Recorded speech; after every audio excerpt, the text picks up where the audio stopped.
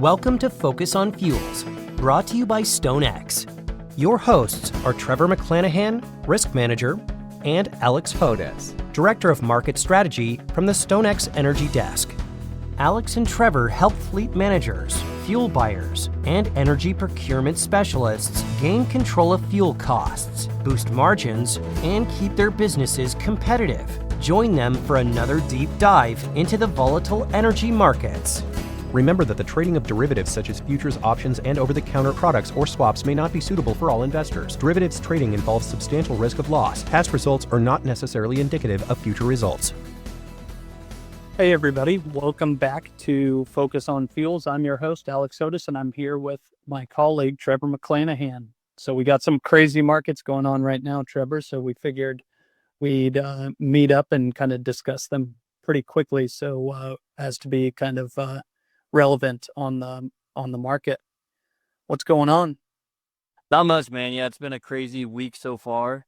Obviously, a big change. So just for context, we are talking on January 14th, in the middle of the week here, where we've seen WTI, all products really just absolutely rip higher.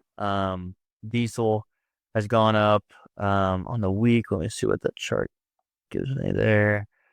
On the week, that's up 15 cents. Yeah, was going to say from the low point, we're up 24 from the 7th of January. So just 7 days prior to now.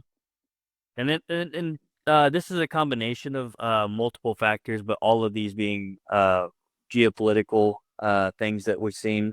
I think this is not something we need to really elaborate on as far as the news goes, but those three things were, there's three main factors, and they've been kind of ongoing, but it seems like each week there's a different one that's kind of flared up at the time. So this week it happens to be Iran, and all the turbulence that's going on politically going over there. It seems to me that there could be some sort of regime change there. Not to speculate on what kind of happens next there, but definitely pretty chaotic. And President Trump this morning, he said that they're within. Well, actually, the European Union was saying that they expect a attack or some sort of response from the U.S. and Iran in the next 24 hours. So see what that brings, but that's definitely jolted oil prices up again today. Yeah, and this kind of comes after, I think, so one thing that really sparked this this kind of reversal in the market, we were trending down pretty hard the last time we spoke and into last week. That was kind of on the heels of the news of in Venezuela. And now a headline came out that, and after we had seen some kind of unrest going on in Iran, we saw a tweet by President Trump that really kind of algorithmic traders kind of grabbed and took a hold of. And that was essentially stating that these protesters need to continue on and that help could be on the way. However we interpret that. But really, I think the thing that we can take away is the headline reading, and just the reactiveness was most likely driven by algos. And now it will be kind of digesting how fundamentals could change on the ground. So, we don't know what's really going on there, but what we can see in one kind of visible data point we're seeing is Iranian crude oil exports and loadings. So we analyze this from a weekly and monthly perspective. Export numbers are a little bit jumpy to where each week is doesn't really show the trend because it's kind of a noisy data point. So you're kind of averaging the month, and that's the way to kind of look at this. So even in last month's report, we saw a drop off of crude oil exports in December from the previous month. And then we're seeing kind of crude oil exports about at the same pace as they were in December as of the first couple weeks in January. So Iranian crude oil loadings don't appear to be slowing down. And really, I believe, in my opinion, any escalation that's going to happen in Iran, if there is any, we need to kind of revert it back to supply disruptions. And we're not yet seeing anything there. But, when any news comes out about Iran, the immediate concern is the Strait of Hormuz and whether Iran would try to shut down transit of crude oil through this passage. And that accounts for, I believe, let's see, the Strait of Hormuz is well over 20% of the world's seaborne oil and gas. So it's a massive amount of volume that goes through there. So that's always at risk when Iran is kind of in the news. But I think they're even in earlier last year when we saw kind of tensions flare and missiles going to Israel as well as Iran. This seems to be kind of it's kind of a non-starter here. Although there have been threats to disrupt the strait, it would be a potential risk for Iran as well. So that's one big talking point that kind of comes to mind. Yeah, definitely. And I feel that, as you mentioned, we kind of seen this play out a little bit in the summertime when the U.S. dropped the bunker busters on Iranian nuclear facilities. Iran had said that they're going to do a response, and they did, and that was against Israel immediately. So this is a different scenario, but I tend to agree with you. I think the Strait of Hormuz, there's just more geopolitical fears that kind of hinge off of that, including Iran's relationship with China. So, I mean, if they were to cut off the Strait of Hormuz, it would be hard to kind of do that in any kind of strategic way, like that would, hurt the U.S. and not the rest of the global economy. And, China and Iran and Russia, they kind of got this axis of partnerships, if you will. And they don't really want to, disrupt that by any means. They've already got enough chaos domestically there. So, I like I said, just to kind of summarize that, I really just kind of doubt that their response would be to cut off the Strait of Hormuz, even though they did have a immediate verbal response to the U.S.'s threats of getting in to interacting in their current situation. If President Trump does have some sort of response to them, they have claimed that they're going to have a response to the U.S. if we get involved. What that looks like is going to be interesting, but I don't think it'll be the Strait of Hormuz or any kind of interference there. So I ultimately think that their production and exports could be somewhat erratic, but I don't think it really affects that 20% of global trade going through there on oil products.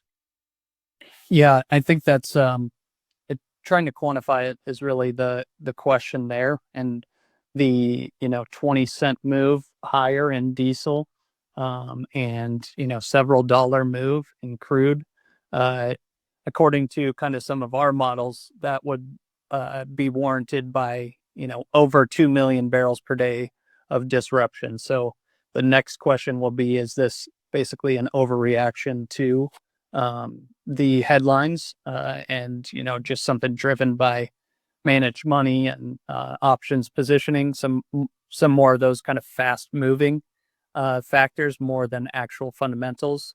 And I think that's kind of the case right now. So headlines tend to drive markets and markets tend to overreact. And I think we are in a phase of overreaction, but I don't say that with a ton of confidence.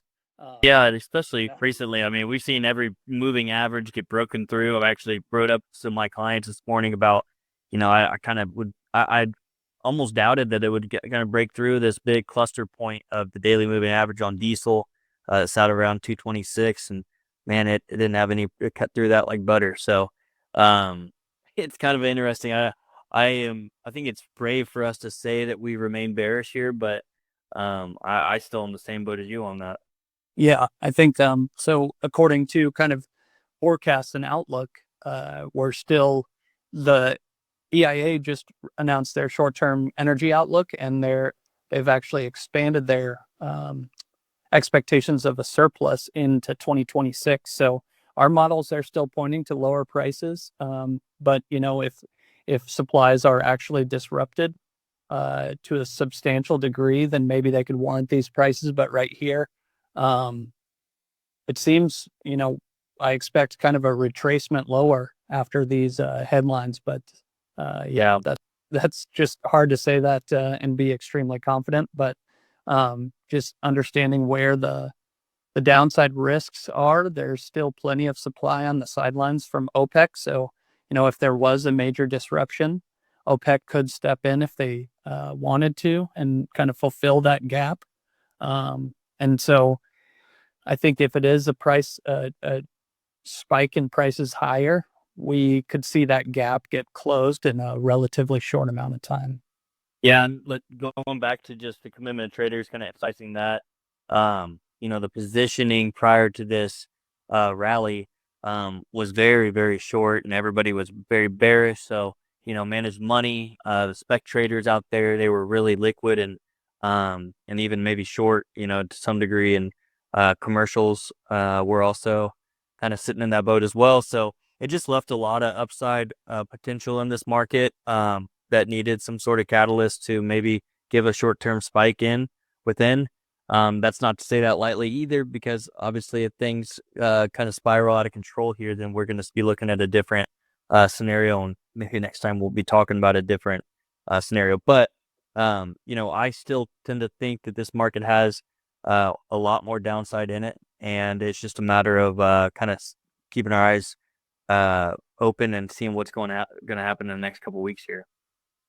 Yeah, I think that's that's really the way to say it. And it's kind of easy for us to say, there might be some upside risk, there might be some downside risk, but until fundamental factors change, it's hard to be bulled up at this level. And I think it's something to kind of take your just approach it with a sense of caution in the fact that headlines could drive this up a little bit higher, but over an extended period of time, I don't think this $62 crude level is going to last.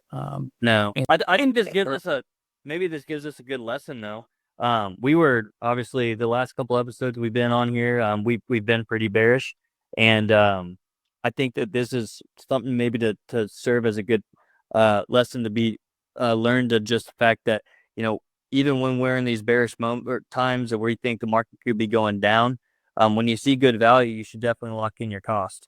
And if that's under your budget for your diesel costs for the year, if you are on a budget sensitive plan, then go ahead and take that risk away, because the world, the geopolitics of this world today can move oil prices in a hurry. And that's not to say that we won't see more of this throughout the next year or so. So if we do get inside of, probably, I think, we could go back to that inside of $55 a barrel or somewhere in that range. That's really good value still in my head. I'm not sure about you, but if you start seeing those levels, there's plenty of reasons why oil can still kind of see these spikes, and diesel is going to be the most sensitive market out of those. If crude oil inventories or crude oil supply gets jeopardized in any way, shape, or form, diesel is going to be kind of the one that really has the biggest moves. It tends to, just because it's the most sensitive market with how global inventories continue to stay fairly weak on that side. So, stay diligent, stay in front of this, and if you see value, cover it with any exposure you might have on the diesel side. Yeah, and I think that's perfectly put. We did and you did suggest this kind of last week when we were discussing, is that there are just so many geopolitical factors out there still. So I think that's kind of a good place to stop here, and we'll kind of come back to our regular schedule. But we figured it was a necessity to kind of chat about this, as it's a big headline that's moving the markets. Absolutely. We have a lot of live reporting right now too. If anybody's interested to reach out to us and getting that information, that market intelligence package, give us a ring. We can set you up on, we have several different packages that you can choose from. So thanks for joining us, everybody. We'll see you next time. All right. Thanks. You've been listening to the Focus on Fuels podcast with Trevor McClanahan and Alex Hodes, brought to you by StoneX, NASDAQ ticker SNEX, a global Fortune 100 financial services company with a century of commodities risk management experience. Subscribe to Focus on Fuels on your preferred podcasting platform. For insights on managing fuel and energy price volatility, and to sign up for the free StoneX Morning Energy Brief newsletter, email focusonfuels@stonex.com or visit www.stonex.com. Please feel free to rate, review, and share this episode with colleagues. Until next time.